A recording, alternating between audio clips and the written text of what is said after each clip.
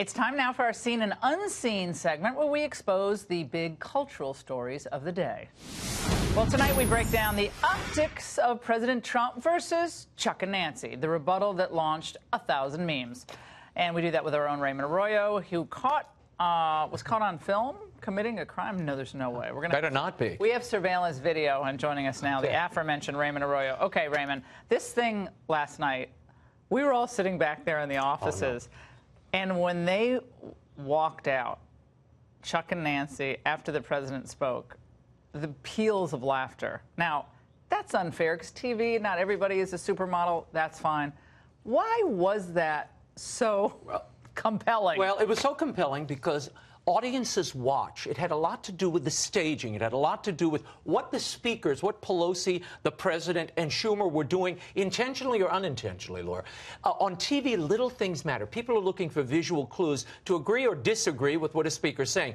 Now, in this case, in the case of that rebuttal, things got a little creepy right off the top from that wide hole shot, that slow push. It's so pulling. To speak directly to the American people tonight about how we can end this shutdown and meet the needs of the American people. Notice how Schumer is staring into the camera with this menace. And Nancy never blinks as she speaks. She's kind of just robotically running through it. And the hallway push at the top, that was a big mistake, Laura. Who was produced? I mean, remember when Obama, when he did his big first speech at the Democratic convention, didn't they fly in Spielberg to produce, or Geffen? They came in, that thing was shot well. Yeah, his big announcement. This was like, the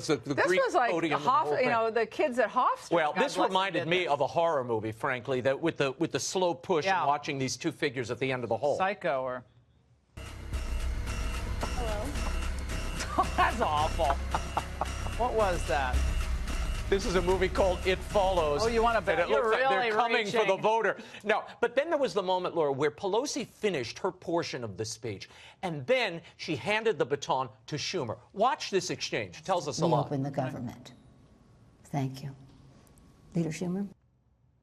Now, look what she does with her jaw. She does this strange jaw readjustment thing. God. Audiences, look, they were wondering, why am I kind of thrown off by this? Those visuals send different cues. They make people a little frightened. And then Schumer, he speaks to her. He thanks her without ever looking over to her. He's like, thank you very much, Speaker Pelosi. Let me tell you, the border is in big trouble.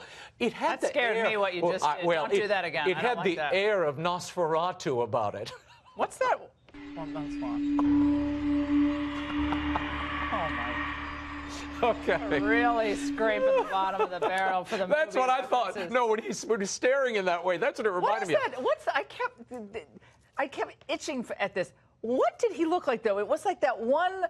Is it that one villain? Two-Face? From Batman. Two-Face. He's got one eye a little off. We got to go. We're going to run out of time. Okay. Let's go to the president in the Oval Office. Now, you and I saw something, Laura, when we watched this.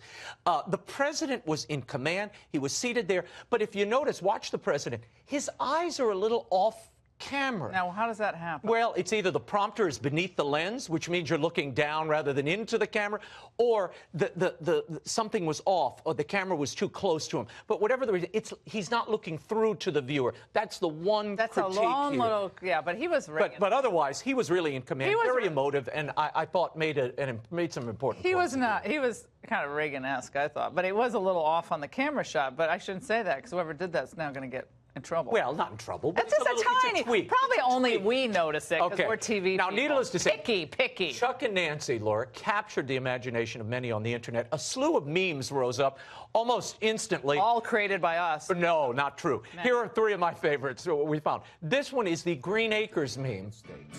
Having failed to get Mexico to pay for his ineffective, That's Witness. And unable to convince the Congress.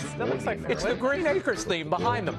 And then there was this next meme. I call it the head swap. Oh, no, isn't that scary? This keeps me up at night thinking of this. They put Pelosi's face on one side and Schumer's on the other. And finally, Nancy and Chuck as supervillains.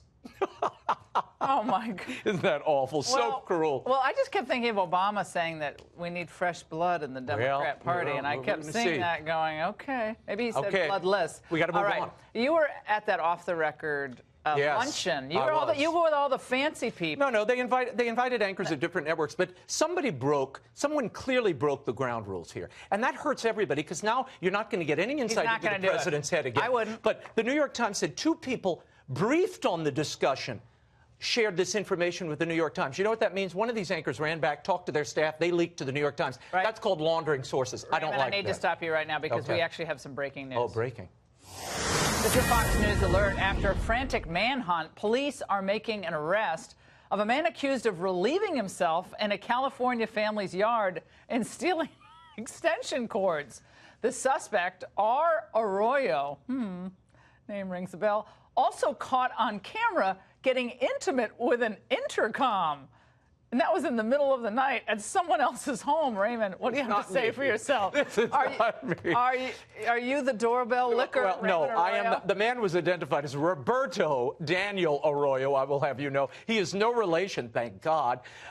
This poor guy, he's a homeless man. He's licking, that's awful. He's licking the doorbell of this home. He apparently did this for 3 hours. Now, I don't know about you, Laura, but I've never licked anything for 3 hours, and if I do, at the risk of sounding like one of those ED commercials, call medical help. Other than stamps, I'm not going to be licking anything for more than 3 minutes, much less 3 hours, okay? It was not me. I was not the doorbell licker. Wait a second. Maybe he could go to a federal judge on the Ninth Circuit, and he could say, "I'm going to wed this." It was an intimate. Oh, he could marry the doorbell. I mean, Well, all right. I tell you, they capture so many amazing things. You get around, Raymond.